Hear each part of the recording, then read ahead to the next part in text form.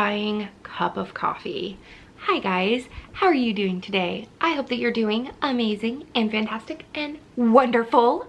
Welcome to day 2 of voting for the Cozy Escape Awards, where we have 15 different genres or subgenres of cozy mysteries that we're voting on from picks that TJ, Spencer, and I have made. We will have a live stream of all of the winners on November 15th at 7 p.m. Central Standard Time. But without further ado, let's dive into today's theme that I am so excited to talk about, and that is sewing, knitting, and quilting. We sort of combined this into one subgenre, and not gonna lie, I am very, very excited. So the very first one is my choice, which is Pleading for Mercy by Melissa Bourbon.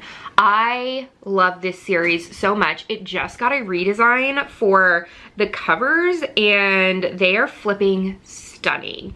So it says, when her great-grandmother passes away, Harlow Jane Cassidy leaves her job as a Manhattan fashion designer and moves back to Bliss, Texas. But when she opens a dressmaking boutique in the turn-of-the-century farmhouse she inherited, Harlow senses an inexplicable presence. Is Mima really gone, or is she now Harlow's ghostly roommate? Her old friend Josie orders a gown for her upcoming wedding, but when Josie's boss turns up dead, Harlow has to find the killer with a little help from beyond. I love the women in this series. They are so much fun. The next book is one that I haven't read, but this is TJ's pick, and it's Murder in a Scottish Shire by Tracy Hall.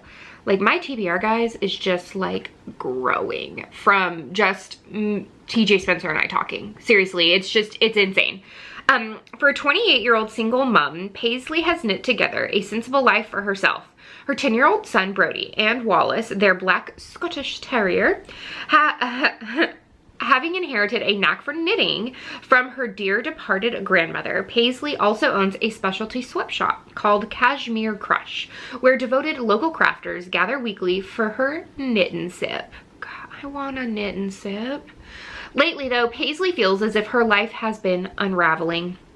She's been served an eviction notice, and her estranged and homeless grandfather has just been brought to her door by a disconcertingly handsome detective named Mac Zephyr.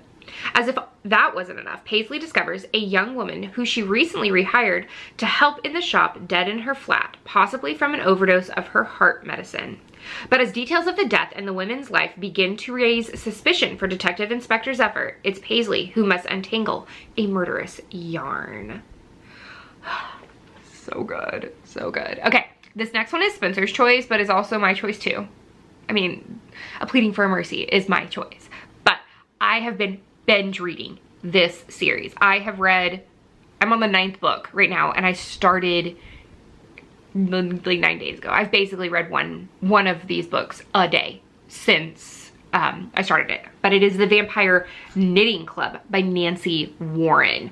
Oh, these are so much fun. So much fun. Vampires who knit, a troublemaking witch, who killed Granny, and is she really dead? At a crossroads between a cringeworthy past, Todd the Toad, and an uncertain future, she's not exactly homeless, but it's close.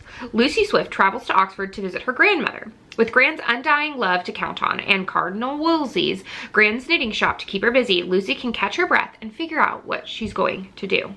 Except it turns out that Gran is the Undying, or at least the Undead, but there's a death certificate and a will leaving the knitting shop to Lucy, and a lot of people going in and out who never use the door, including Gran, who is just as loving as ever and prone to knitting sweaters at warp speed late at night. What exactly is going on? When Lucy discovers that Gran did not die peacefully in her sleep, but was murdered, she has to bring the killer to justice without tipping off the law that there's no body in the grave.